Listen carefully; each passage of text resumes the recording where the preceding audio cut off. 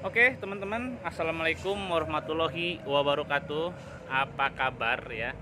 Jadi saya itu mau buat video ini karena ternyata video saya beberapa hari waktu yang lalu ya, beberapa hari yang lalu gitu.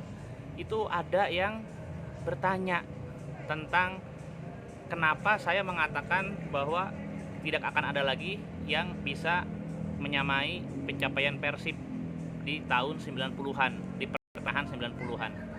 Ya iya dong, ya.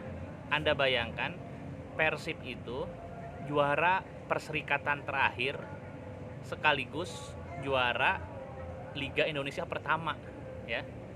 Jadi ribuan tim boleh juara besok-besok ya. Puluhan tahun kemudian mereka boleh juara. Juara ratusan kali pun boleh ya. Tapi yang namanya juara pertama kali itu ya cuma Persib, nggak akan ada lagi ya. Jadi Persib waktu mengalahkan Petrokimia Putra tahun 95 ya di Senayan, Stadion Senayan, itu juara pertama kalinya Liga Indonesia. Jadi misalkan Liga Indonesia ini bertahan sampai ribuan tahun pun ya Persib tetap nggak akan bisa disamai gitu pencapaiannya.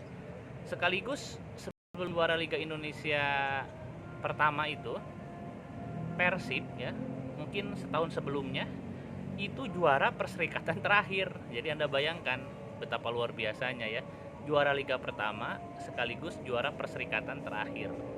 Karena kan Liga Indonesia ya, saat itu Liga Danhil, itu kan ibaratnya kan peleburan kompetisi perserikatan itu amatir ya.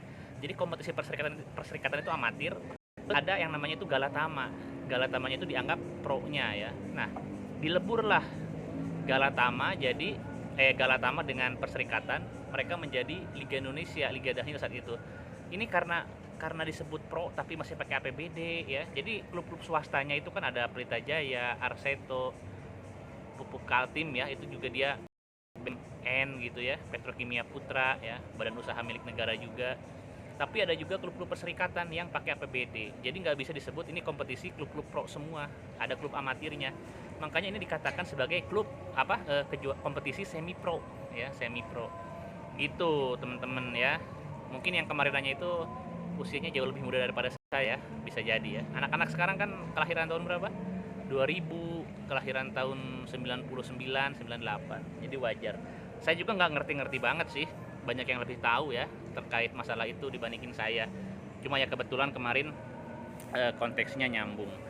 Nah, teman-teman, apalagi nih yang bisa saya ceritain tentang final perserikatan terakhir?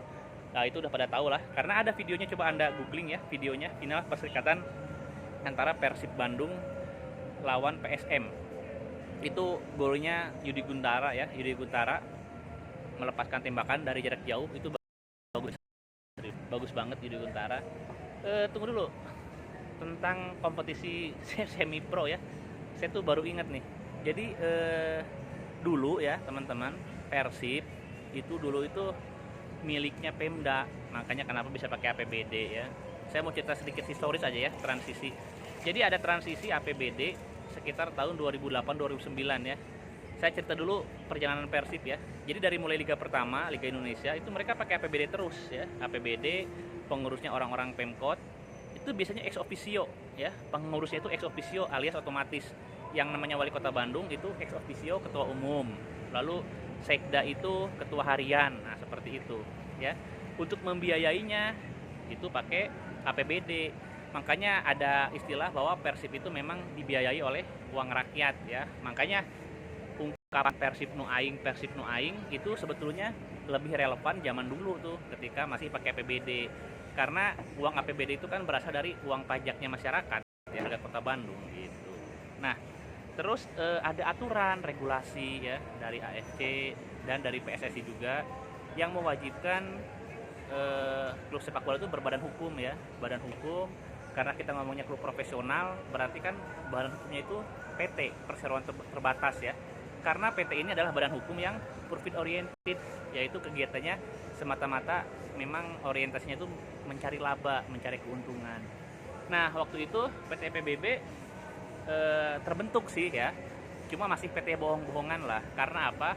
Karena buktinya masih ada juga keterlibatan dari pejabat-pejabat publik. Padahal di Undang-Undang PT nomor 40 2007 itu maksudnya nggak ke sana gitu ya. Terus kalau nggak salah, dan kayaknya bener sih ya, saya ingat betul, jadi Persib walaupun sudah berbentuk PT, dia masih dapat APBD. Anda bayangkan ya, jadi ada suatu badan usaha berbentuk PT yang harusnya dia menghasilkan uang, dia malah masih dapat APBD gitu. Nah, kapan Persib memasuki era profesional beneran? Itu ketika konsorsium masuk ya, Pak Glenn dan kawan-kawan masuk, itu baru betul-betul Persib memasuki era profesional ya, lepas dari APBD, nol APBD digunakan saat itu, dan mencari uang melalui mekanisme atau logika klub profesional ya. Jadi secara umum teori klub sepak bola itu dapat uang dari 4 sektor sebetulnya, yaitu hak siar TV, sponsorship, penjualan tiket penonton, sama jual-jual merchandise. Plus sebetulnya ya, kalau di luar negeri itu ada 2 faktor lagi, yaitu jual beli pemain ya. Jual beli pemain itu kenapa belum bisa jual beli pemain, karena kita kan rata-rata mengontrak pemain itu jangka pendek ya, durasi pendek, jadi susah kalau dijual dapat untung tuh susah. Nah, berikutnya adalah dari prize hadiah ya. Kalau klub-klub di luar negeri itu mereka tuh nyari duit juga dari hadiah karena memang hadiahnya gede. Tapi kalau di Indonesia kan enggak ya, jumlah hadiah dibandingin biaya untuk mengarungi kompetisi itu kan jauh banget perbedaannya gitu. Jadi masih belum bisa lah dianggap hadiah dari kompetisi itu sebagai sumber pemasukan klub gitu ya. Oke teman-teman, karena ya saya rap ya, saya udah nggak bisa ngeliat lagi nih karena silau banget. Udahan dulu deh. Oke, assalamualaikum warahmatullahi wabarakatuh.